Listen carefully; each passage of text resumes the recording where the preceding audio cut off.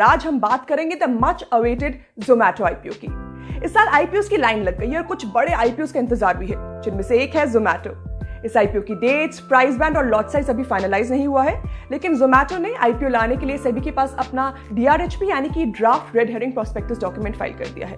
तो हमने सोचा कि क्यों ना हम आपको इस आईपीओ से जुड़े सारे अपडेट्स दे दें, जैसा कि कंपनी क्या करती है, उसका रेवेन्यू मॉडल क्या है, अर्निंग्स कैसी है और कोविड का कितना असर हुआ है। इसके अलावा इंडस्ट्री आउटलुक क्या है, कंपनी की स्ट्रेंथ्स क्या है, वीकनेसेस क्या है, ये सब हम आपको बताएंगे। लेकिन उससे पहले don't forget to like this video. तो सबसे पहले बात करते हैं जोमैटो कंपनी की। जोमैटो का नाम सुनते कुछ खाना ऑर्डर करने का मन कर जाता है, isn't it? But do you know, Zomato की शुरुआत 2008 में एक रेस्टोरेंट डिस्कवरी वेबसाइट के तौर पर हुई थी और आज ये इंडिया की सबसे बड़ी फूड डिलीवरी कंपनीज में से एक है। 2015 में जब इसने फूड डिलीवरी बिजनेस की शुरुआत की थी, तब ये अकेली ऐसी कंपनी नहीं थी, कई सारी और कंपनीज भी थी, जैसे कि स्विगी, टाइनी आउल, ओला कैफे, फूड पैंडा, रनर और स्कूटसी। लेकिन आज इस फूड डिलीवरी स्पेस में मेनली 2 बड़ी कंपनीज के बीच कंपटीशन है, जोमैटो और स्विगी। लेकिन इनको कंपटीशन देने के लिए एक और बड़ा प्लेयर आ रहा है और वो है अमेज़न। सरप्राइज्ड? मैं आपको इसके बारे में डिटेल आगे बताऊंगी, लेकिन उससे पहले बात करते हैं जोमैटो के रेवेन्यू मॉडल की, कि जोमैटो पैसे कैसे बनाता है। जोमैटो ओरिजिनली लॉन्च हुआ था as a restaurant discovery platform, जो रेस्टोरेंट से रिलेटेड सारी इंफॉर्मेशन जैसे कि menus, dishes, user reviews etcetera अपने प्लेटफॉर्म पर डालता था। आपने भी रेस्टोरेंट्स के रिव्यूज पढ़ने के लिए इसे यूज किया होगा। It is the largest food focused restaurant listing, reviews and online table reservations platform in India.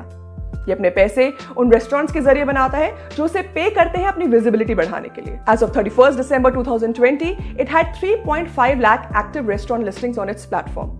इसके अलावा जोमैटो का एक एक्सक्लूसिव पेड मेंबरशिप प्रोग्राम भी है, जोमैटो प्रो, जो मेंबर्स को कुछ सिलेक्टेड रेस्टोरेंट्स पर डिलीवरी या डाइन आउट ऑप्शंस पर फ्लैट परसेंटेज डिस्काउंट्स भी देता है। तो जाहिर है कि इस मेंबरशिप फी से भी जोमैटो पैसे बनाता है।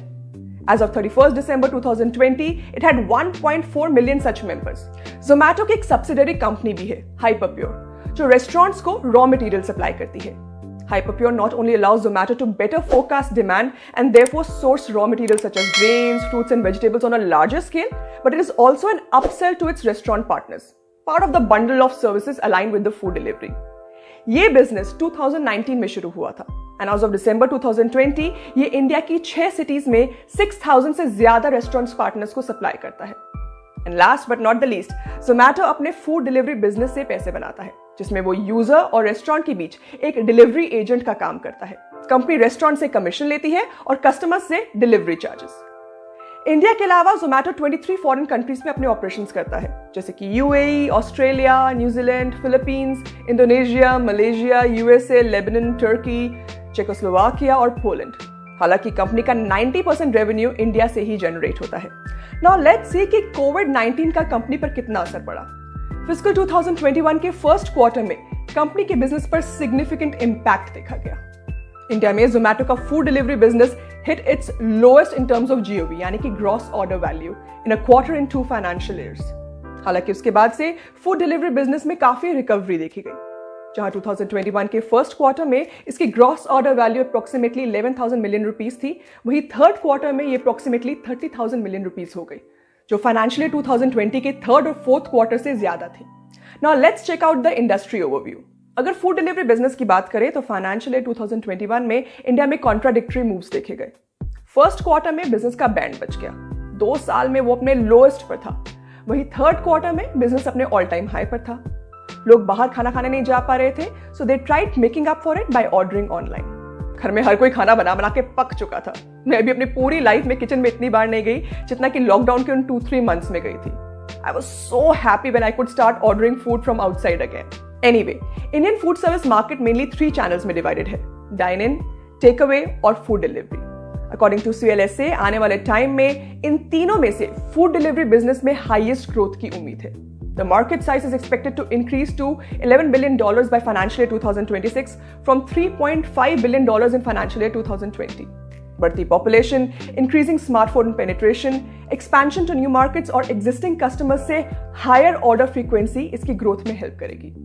फूड डिलीवरी बिजनेस में जोमैटो का सबसे बड़ा कंपेटिटर स्विगी है और सबसे नया और लेटेस्ट अमेज़न। हालांकि ये दोनों इंडिया में लिस्टेड नहीं है, वहीं जोमैटो अपना आईपीओ लेकर आ रहा है।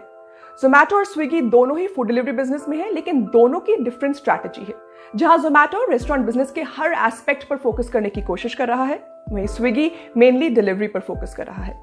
The delivery of food, grocery, books, alcohol, meat, medicine and pickup and delivery of any other item. उसका एक मेंबरशिप प्लान भी है जिसमें वो फ्री फूड डिलीवरी के साथ कुछ और लिमिटेड ऑफर्स भी देता है। वहीं Amazon ने last year reportedly Amazon food के अंडर फूड डिलीवरी की टेस्ट मार्केटिंग शुरू कर दी है। पहले उसने बैंगलोर में सिर्फ अपने एम्प्लॉइज के लिए फूड डिलीवरी शुरू की और उसके बाद it expanded to 1/4 of Bangalore region and has a network of 2500 restaurants versus 15,000 offered by Zomato. Zomato और Swiggy need to watch out. Amazon ने डिलीवरी बिजनेस में वैसे ही झंडे गाड़ दिए हुए हैं अपने। लेट्स सी फूड डिलीवरी में क्या होता है। जोमैटो के फाइनेंशियल्स की बात करें तो कंपनी को पिछले 3 साल और फाइनेंशियल ईयर 2021 के फर्स्ट 9 मंथ्स में लॉस हुआ है। कंपनी का ऑलमोस्ट ना के बराबर डेट है।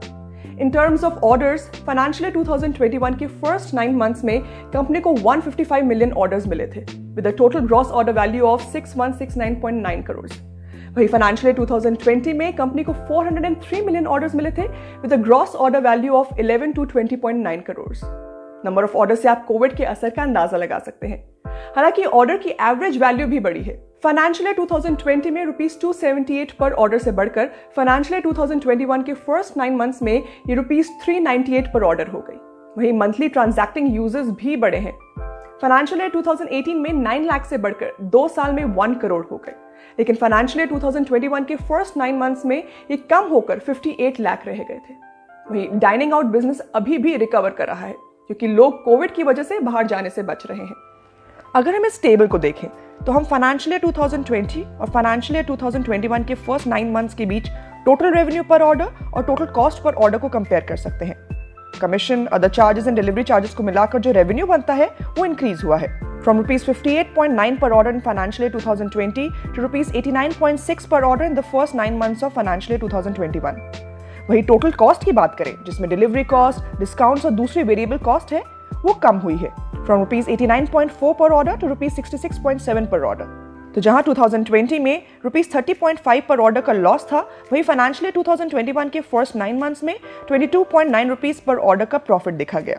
पर गौर करने वाली बात यह है कि इसमें मार्केटिंग, ब्रांडिंग और other fixed operating costs excluded हैं। और अब बात करते हैं जोमैटो के बिजनेस के स्ट्रेंथ्स और वीकनेसेस की। सबसे पहले स्ट्रेंथ्स। Number 1, network effects.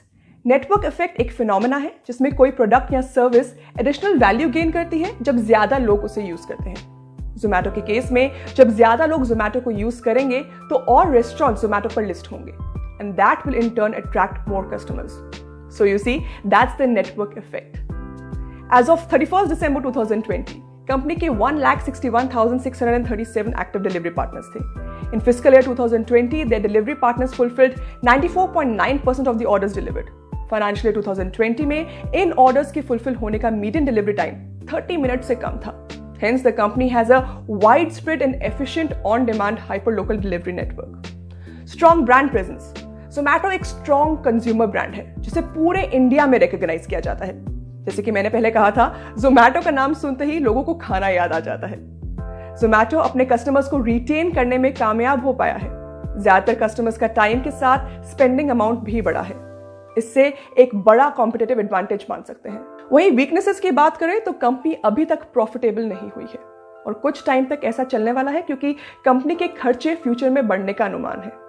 इसके अलावा जैसे कि हमने आपको बताया था कि पहले इस इंडस्ट्री में कई सारे प्लेयर्स थे और अब सिर्फ जोमैटो और स्विगी ही बचे हैं, लेकिन अब Amazon इस स्पेस में आ रहा है जो कि इन दोनों कंपनीज के लिए एक बहुत बड़ा थ्रेट साबित हो सकता है। इसके अलावा Zomato is backed by Chinese billionaire Jack Ma and group. Zomato ने कहा है कि वो हमेशा एक foreign owned and controlled company रहेगी, यानी उसको फॉरेन डायरेक्ट इन्वेस्टमेंट पॉलिसी और दूसरे फॉरेन इन्वेस्टमेंट लॉज के अंडर कई रिक्वायरमेंट्स पूरी करनी होंगी। जोमैटो ने कहा है कि शायद वो प्रायर गवर्नमेंट अप्रूवल के बिना कुछ कमर्शियली अट्रैक्टिव बिजनेस एक्टिविटीज और इन्वेस्टमेंट्स का फायदा ना उठा पाए। एंड फाइनली इस आईपीओ की डिटेल्स के बारे में बात करते हैं। What do we know about the IPO till now? इस आईपीओ के through Zomato 8,250 crore rupees raise करना चाहती है, जिसमें से around 7,500 crore rupees fresh issue of equity shares के जरिए और बाकी ओएफएस के जरिए रेज करना चाहती है। इन्फोएज, जो कंपनी का टॉप शेयर होल्डर और सबसे पुराना बैकर है, वो ऑफर फॉर सेल के जरिए 750 crore rupees worth of shares sale करेगा। In consultation with its advisors, Zomato may also consider a pre IPO private placement of up to 1500 crore rupees. फिलहाल आईपीओ की डेट, उसका प्राइस बैंड और लॉट साइज के बारे में कोई इंफॉर्मेशन नहीं है। हमें जैसे ही कोई अपडेट्स मिलेंगे we will let you no.